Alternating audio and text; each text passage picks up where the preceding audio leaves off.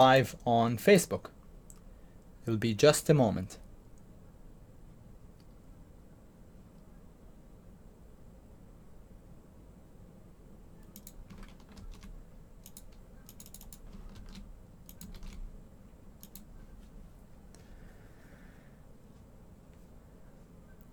Hi everybody, how's it going? Hope you are having a nice week so far. Sami Abu Saad here with the Strategic Day Trader, and we just finished our coaching session for today, and we are on to the lesson which I broadcast to social media every week. So hope you're doing well. Hope earnings season has been good to you and for you. And let's go ahead and get started. Before we get going, of course, gotta go over this standard required disclaimer with you to let you know that trading is risky and that whatever we discuss today is for educational purposes only. So make sure you agree to that before proceeding with today's video. All right, great. So the last 2 weeks, last 2 lessons were about the amplifiers, events, occurrences, things that make the setup even better, that improve the quality and reliability of the setup or the pattern, right? We already discussed the first one, which is the most important, I would say, is the bottoming topping tails, right? Bottoming tails are signs that institutional money got involved. It's big money that creates bottoming tails, especially big bottoming tails. It's not you and me, right? It's not small players, day traders, 100 shares, 5,000 shares. It's usually big money. We're talking about liquid stocks here. If you look at a big bottoming tail and you look at the volume underneath it, you'll see that 100, 200, 300, sometimes 1,000 shares went into that bar to generate that bottoming tail. And bottoming topping tails also trap traders, meaning anybody that shorted the stock when it was a red bar and turned into a bottoming tail is now trapped, because people don't short looking to exit 5 seconds later.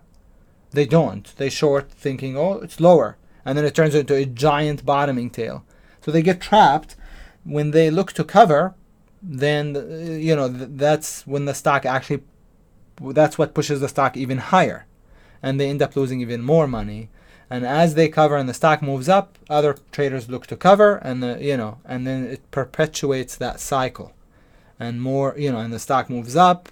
The ones that haven't yet covered are now sitting on bigger losses. They look to get out, and so on and so forth. So bottoming tails are signs that institutional money got involved, and they're really good. They make the buy setup even better, and as such, we give the buy setup 10 extra points. Every buy setup, T3 Live buy setup, is scored 20 points on the trade score system that we use. With the bottoming tail, it is now scored 30 points, given 30 points. We already discussed how not every bar that has a little tail is called a bottoming tail bar.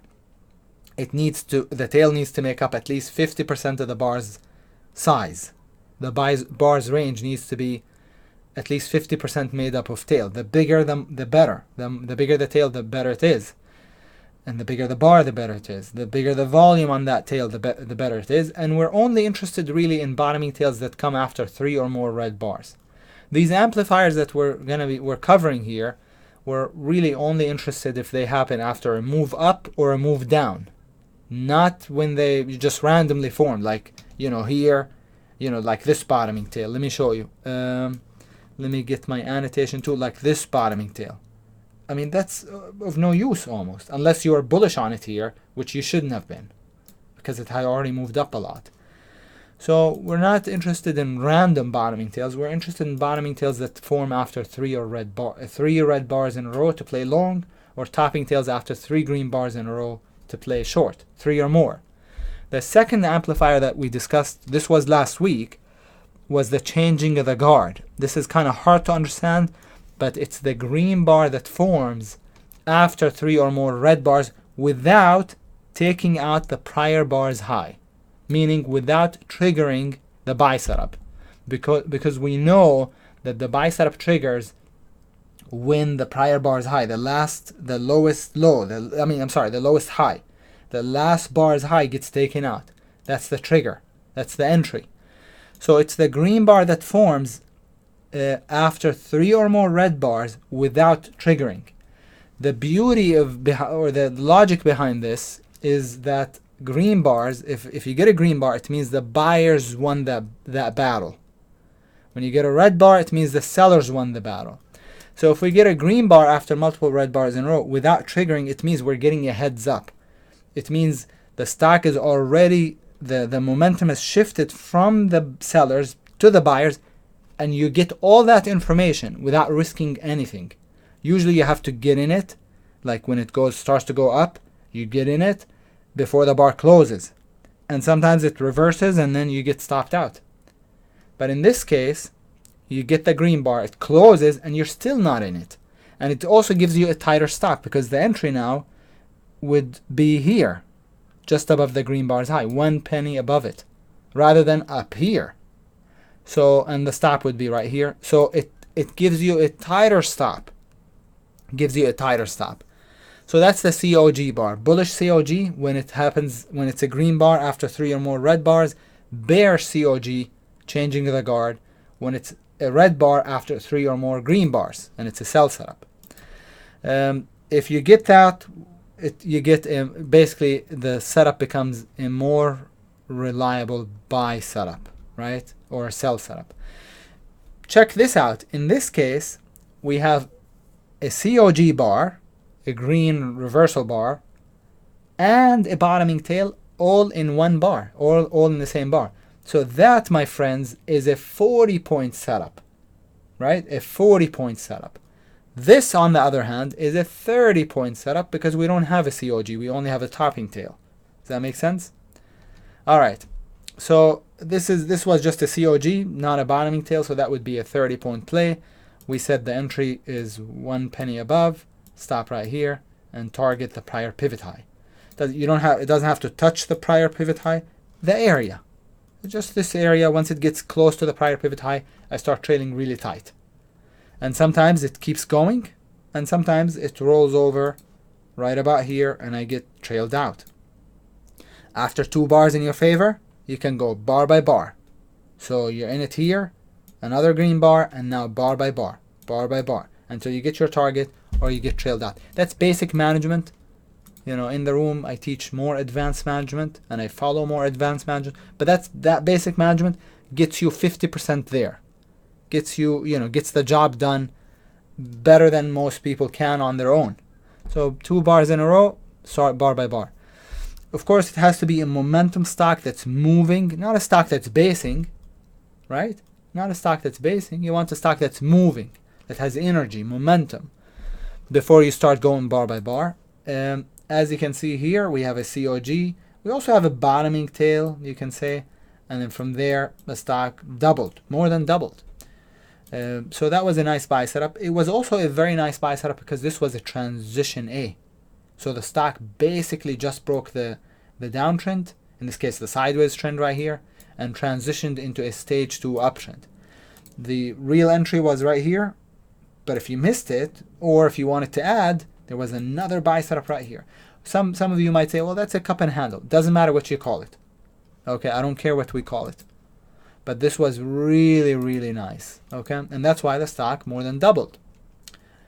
Here's a buy setup with a narrow range bar and a COG. So that gets actually 20 extra points. But you're going to learn about the narrow range bar today. Actually, we talked about the COG. We're going to learn about the narrow range bar. Let me drag this down. This was meant to be here. Okay, we're going to talk about the narrow range bar or narrow body bar today. The narrow range bars are defined as bars with a smaller than average distance between the high of the bar and the low of the bar. Narrow bodies, on the other hand, are defined as bars with smaller than average distance between the open and the close. So the body is narrow, but not the bar itself. It has normal range, but narrow body. Narrow bodies and narrow range bars are only significant, just like just about all amplifiers, are only significant if and when they appear after several bar moves. Narrow range bars and narrow bodies offer one of the clearest possible signs that a reversal is at hand. A narrow range bar or a narrow body after a 3 to 5 bar drop indicates a rally is potentially close at hand. A narrow range bar and narrow body after a 3 to 5 bar rally indicates that a decline is potentially close at hand. This would be an example of normal range. This would be an example of narrow range because the range is smaller than the range here under normal circumstances. And in this case, the range from top to bottom is about the same as these bars. So this would be normal range, but the body is pretty small. So narrow body, right? This is like with somebody that has really long legs and arms, but small body. Kidding, but you get the point. All right, reversals or rebounds, rebounds or declines after narrow range bars, narrow bodies tend to be more potent and reliable than reversals from more normal bars. That, my friends, is a fact. Indisputable fact. Okay? This is a fact. Reversals from narrow range bars, narrow bodies tend to produce sustainable reversals. Normal range bars, I don't trust. Wide range bars I trust, narrow range bars I trust, and narrow bodies I trust. But normal range bars I don't trust because you know why? It doesn't signal a reversal when it's a normal range. In order for a car to turn around, if you look at a car and it's going at 50 miles an hour here, going at 50 miles an hour there, going at 50 miles an hour here, 50 miles an hour here, would you ever think, oh, it's going to make a U-turn? It's just about to make a U-turn? No, you wouldn't, would you? You would think it's still going in that direction. You wouldn't think it's going to make a U-turn. In order to make a U-turn, we'd have to slow down. If I see a car that was going at 50 miles, then slowed down to 30, 20, 10, 5, then I'm thinking this driver is going to either pull over and stop or maybe make a U-turn, especially if they get in the left lane, they turn on their blinkers. The same here. Narrow range bars signal the reversal. They signal the reversal.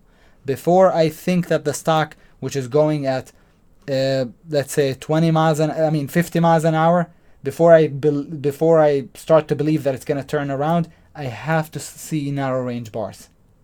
That's like the U-turn in driving.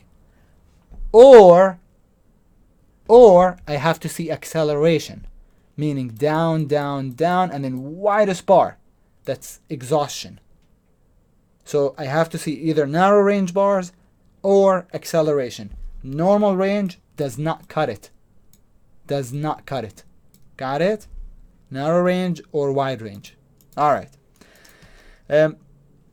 If we have a buy setup, the T3 buy setup combined with the formation of a narrow range bar or narrow body presents a near perfect buy opportunity. That is far more reliable than the regular T3 buy setup without the amplifiers.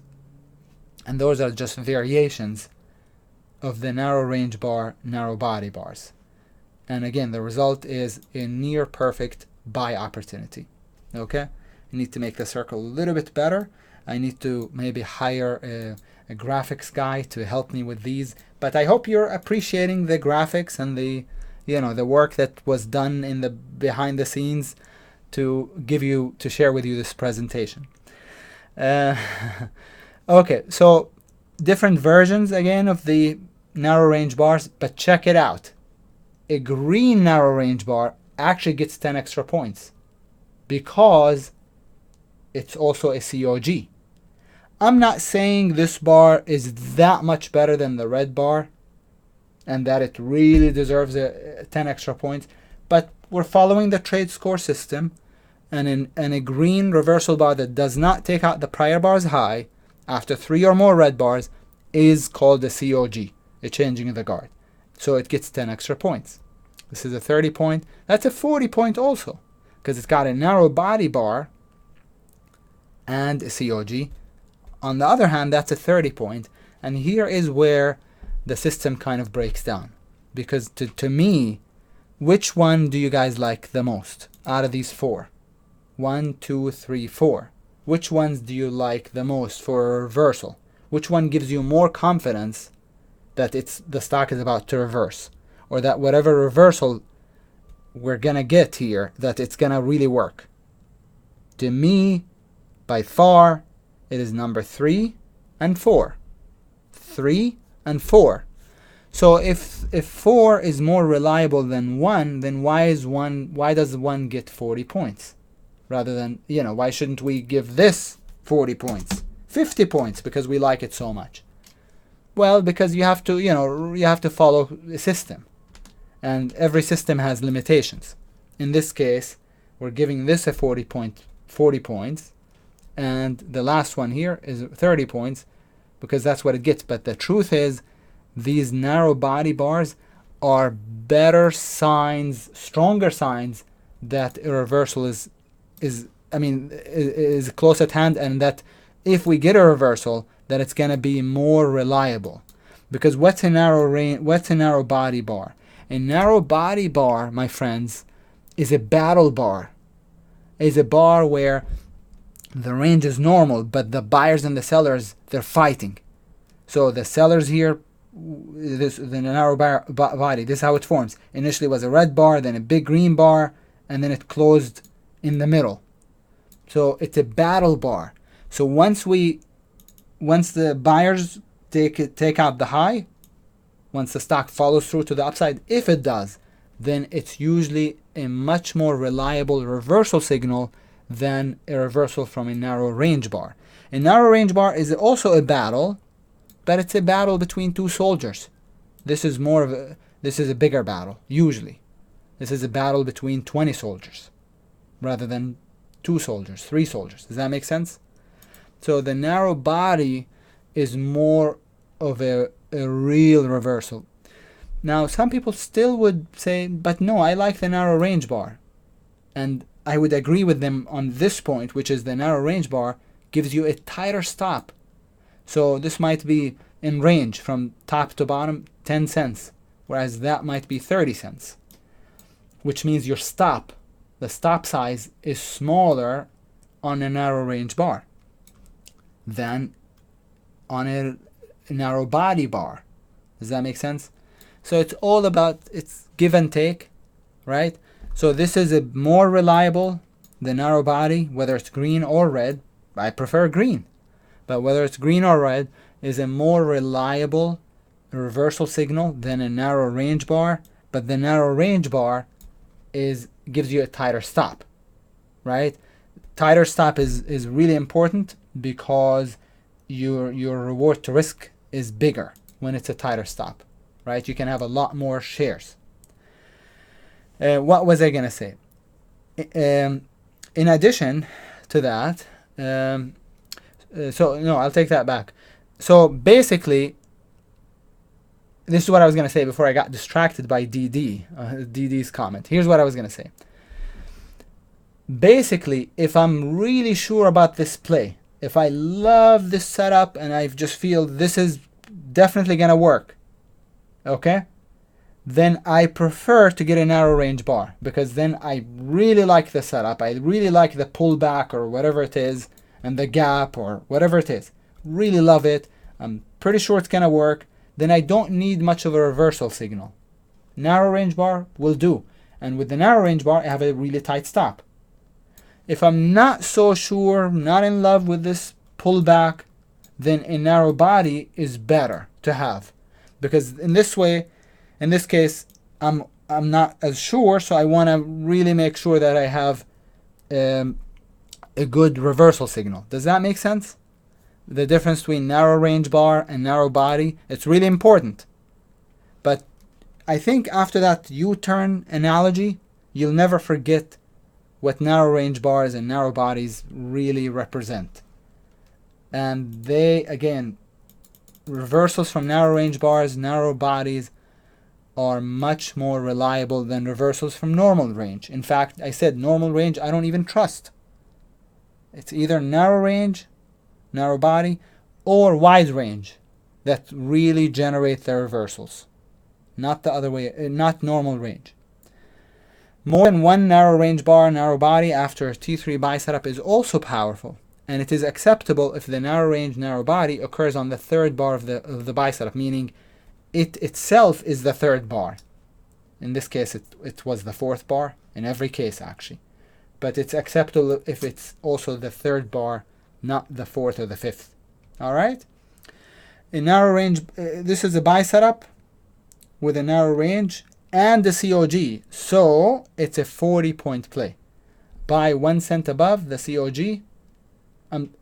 Buy 1 cent above the COG, stop right here, and then target the prior high, and after 2 bars in your favor, you go bar by bar.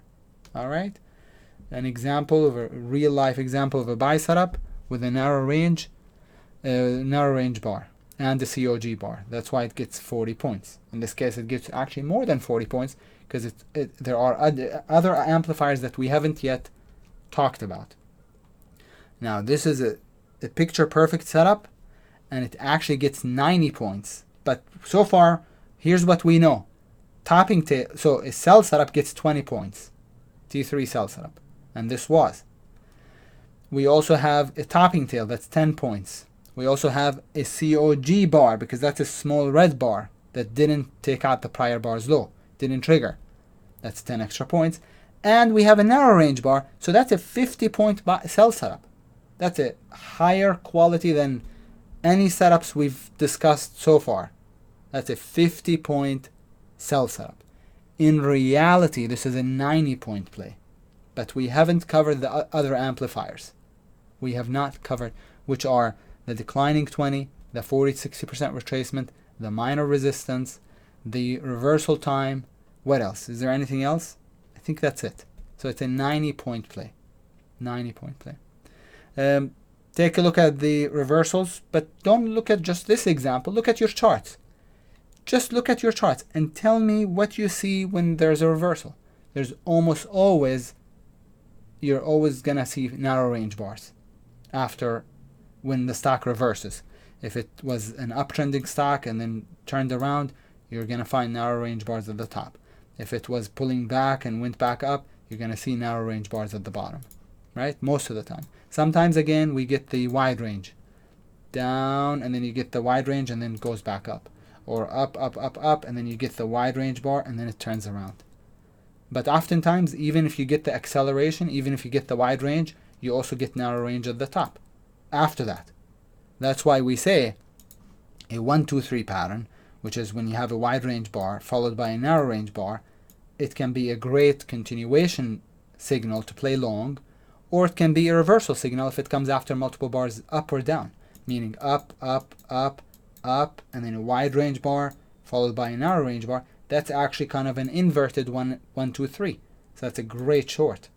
Does that make sense? Alright, so hopefully that makes sense. Notice how, again, but don't just look at this chart, look at your own charts. How every reversal, we had a narrow range or narrow body bars from every reversal. Almost every reversal. Every reversal, right? The rallies that originate near the 200 MA are particularly robust, and that's true as well. The rallies that come after big wide range volume bars are also robust, right? Those are all amplifiers. Maybe a stupid question. If you didn't have time to get into it with the narrow body pattern, is it okay to get in if it closes? If it is close and deal with it. Oh, okay. So the question is, if you didn't have time to get in with the narrow body pattern, is it still okay to get in if it is close and deal with it? So if it's not I'm not sure I'm understanding the question, Ravi. So if it's not a narrow range It's close enough. Is it okay to do it still? Is that the question? If it's close to the entry, if it's close to the entry, yes. Oh, if you didn't get it and the stock is going and it's close to the entry, is it okay to chase it a little bit? And the answer is, it depends. It depends on how much more room you still have. For example, if my target was up here, check it out. If the stock had dropped from here all the way down and I was just getting in here, supposed to get in here, and the target was way up there, would it be too late to get in here? Would it be too late to get in here? No, it probably wouldn't be, because you still have a lot of room to the target. But if I told you the target was just right here, would it be too late to get in here? Probably. So you always want to have about 2 to 1 in reward to risk. Reward is the difference between the target minus the entry. Target minus the entry is your reward zone. And then the stop, or the risk, is the difference between your entry, this is the entry, E, minus the stop price, S. Right? So if you have 2 to 1, it's still okay, even if it's a little late. But if you don't have 2 to 1, then it's, you don't want to do it usually. Now, it's also helpful to have some kind of conviction on the play. If you feel really convinced that this play is going to work, can you sometimes take it with less than 2 to 1 reward to risk? And the answer is yes, you can. Because it's all about batting average and Sharpe ratio. Batting average is your hit rate. Sharpe ratio is controlled by that reward to risk. So if you feel really sure about it, meaning you're probably going to be right about it, you don't have to have large reward to risk, high reward to risk, because you're going to have high batting average on that kind of play. So it's a balancing act.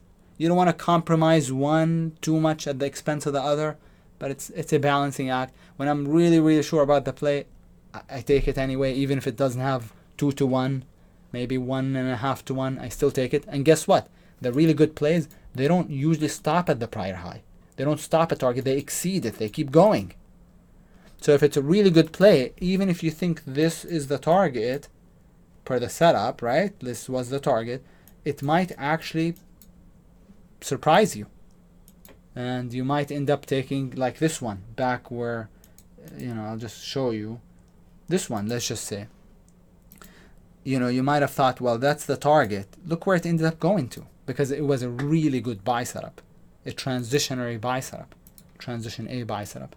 So sometimes if the setup is really good, even if per the chart, the reward to risk is not sufficient, I take it anyway. All right. Notice again, reversals come from narrow range bars or narrow bodies. Those we were talking about this, and now this example. Pretty much the same. Almost the same. All right. Well. I sure hope you enjoyed today's lesson. If you did, be sure to hit the like button. Be sure to also check out the links. There's multiple links in the description if you want to learn more about joining the Strategic Day Trader. You can actually, if you've never been part of the Strategic Day Trader room, you can actually join me for the next 30 days for just $49. For just $49. And notice what I talk about, the methodology that I teach is not based on opinion or based on just because I'm a genius. No, it's based on common sense and logic and objective observation and analysis, right? That's the kind of trading that I take, the trades that I take, the kind of trading that I do in the room. It's based on common sense and logic. You won't need to believe me. You would never ever hear me say, believe me, this is a buy if it whatever, because I say so. No, you can actually hold me accountable. If the pattern is not good, because you learn the patterns as well, the ones that I take. If the pattern is not good, then it's not good, regardless of what I think of the stock or the company, right? So again, I invite you to join me in the Strategic Day Trader room. Link in the description. It's almost free, 30 days for 49 bucks. There's also a link to the Strategic Swing Trader newsletter if you're a swing trader and want to participate with the swing and earnings plays that I take. There's also a link for that. But with that said, I hope you enjoyed today's video. This is Sami Abu Saad with T3 Live. Good trading, everybody.